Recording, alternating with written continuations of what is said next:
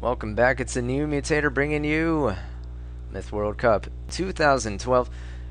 Once again, game number 2. It is the Tcox versus the Southern Parkins. Tcox starting out in the south. Gamer is going to lead them in battle once again. Ramirez, Akira, Cave, General X, Flatline, Storm Rider, and Rosicrucis. Okay, I'm guessing that's Latin or something. Well, that's going to be a full 8 players. They're taking on the 7 players for the Southern Parkians. Chef, Millionaire, Slut, 33, Just Homer. And once again, I gotta get rid of that there. Tally, Butters, Eric Cartmanez, and Randy Marsh. So there's the 7 players for the Southern Parkians, and yeah, so Tcox, they have a 1-player advantage that may help them in this matchup here. I'm kind of curious because they did lose the first game. It just seems like they were caught off guard and they weren't really able to I don't think they were able to I guess rebalance to regain their balance in order to push back the Southern Parkians, who were just like pushing and pushing and closing in on that flag, and then Southern Parkians just took that flag before Gamer could react, and boom, game over. It was a very short game, and Tcox, I don't know what they're thinking at this point. If they can, I don't know how they're feeling or what's going on. Obviously they feel like they can put up a good fight, but we'll see if they're able to upset the Southern Parkian squad, who is just riding all this momentum. And yeah, I think Southern Parkians are pretty self-assured in this tournament. They've been playing like it. They did have a little bit of some issues last week against the Deer squad, but I think they were able to rationalize it so it didn't affect them mentally or emotionally very much. So yeah, I kind of still perceive them as having a lot of momentum still coming into this matchup here. They've most definitely, they have to feel good about themselves, I think. And Tcox, I don't know, they suffered a huge defeat there, so maybe they can bounce back and take this game and the match. I'm not quite sure what they're gonna do. So that's a game on there. It's a flag rally, so once again everybody's going to split up and try to take these flags as soon as possible. First team to take all of the flags will win the game. So again, most of these game types, or most of these games, we're going to see utilization of pus. I can't stress that enough. It is kind of it's kind of taken for granted as a tactic, as a strategy in most of these matchups. It's almost unnecessary these days to do.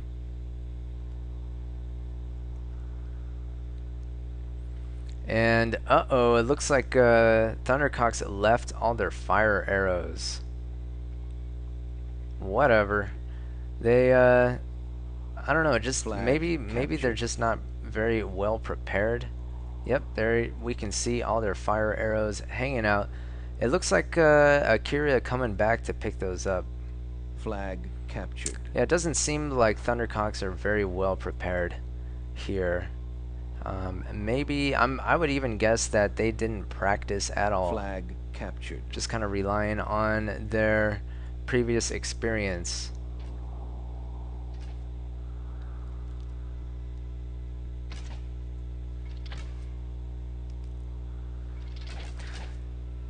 So we see Southern Parkians taking flag 4, taking the mid, and you know, being a little bit more defensive here in the east. We see that Tcox have taken flag 5 captured. And are in position to play kind of defensively here in the west. and middle. I don't really see them pushing at all.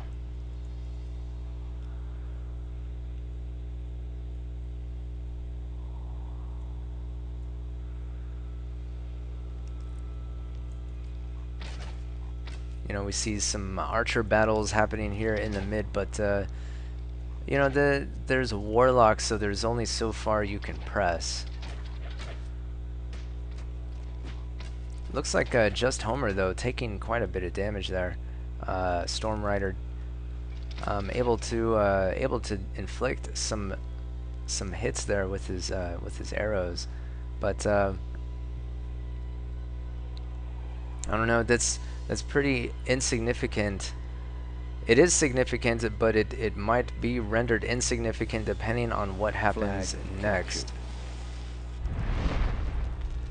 And General X barely able to survive there with his Puskull. I think he was thinking he was going to sneak in there.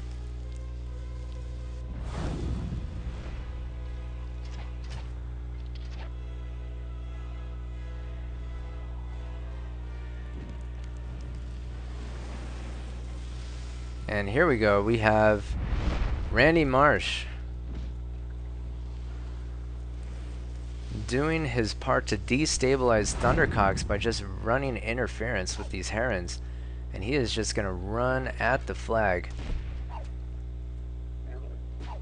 Flag captured. And it looks like Southern Parkians are poised to take flag 5. And they have taken flag number 5, but they're even more. They're going to inflict quite a bit of damage here.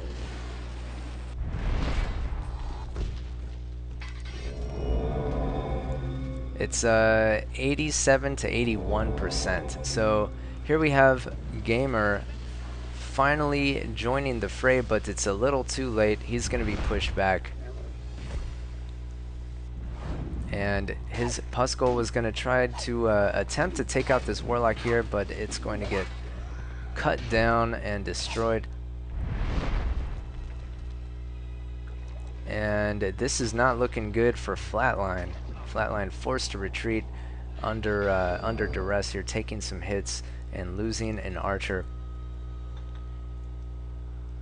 It looks, however, like Gamer is going to push and keep on pushing. But he is going to lose a Puskull there.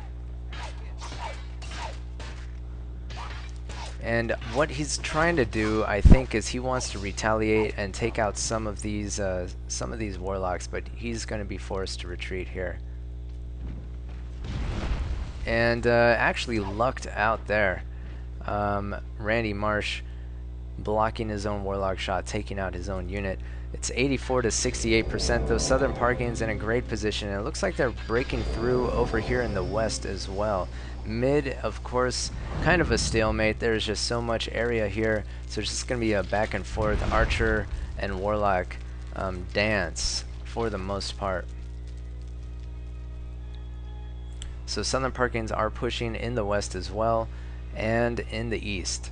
And here we have two goals, chefs.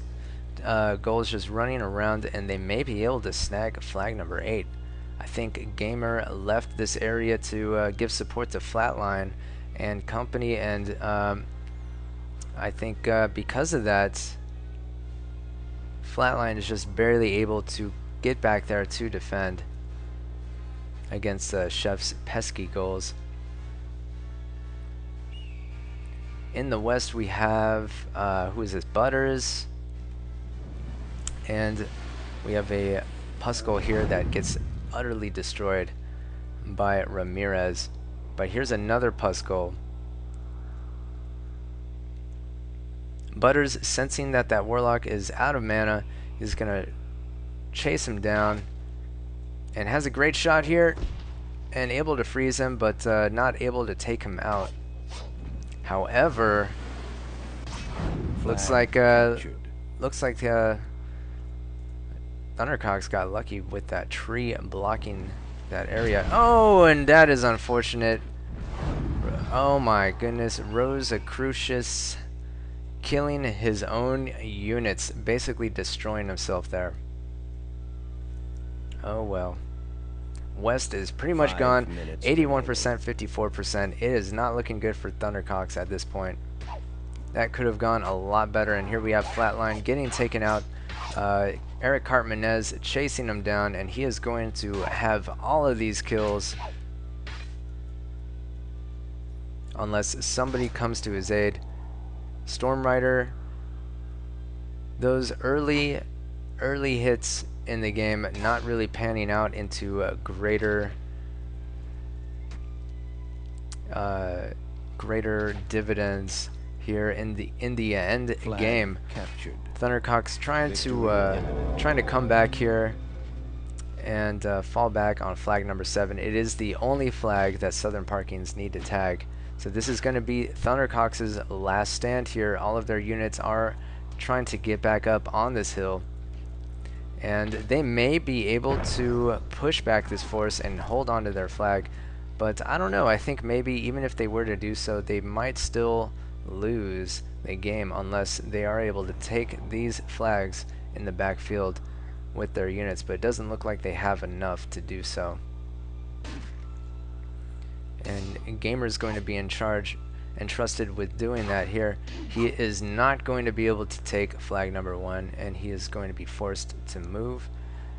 There's just isn't enough here for the Thundercox to take any of these flags. They might be able to take flag 3, but as long as that warrior pack and flag 2, but as long as that warrior pack pursues them, they might not be able to take anything at all. And here we have Thundercox's last stand here. They are going to get, looks like Butter's just sending up his herons there. There's pus going down. Not looking very good. This Flatline's dwarf is also going to be kind of gunned down here. There's a pus there by Akira. Not really doing much of anything though. That dwarf ends up dying. Butters is in a great position here, taking out so many units there with his warlock. And I feel like there are just so many archers here, it's not going to help them very much. They need a lot of melee to repel these attacks, and warlocks going down on all sides. All of these units are so soft and taken out so easily by this push. And 66 to 19%.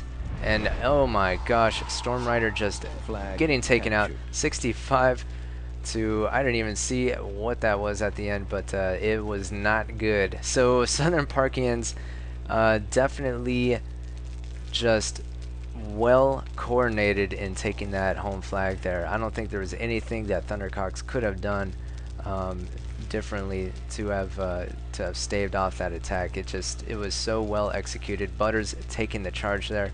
19 kills, 140 damage. So effective there in taking that final flag.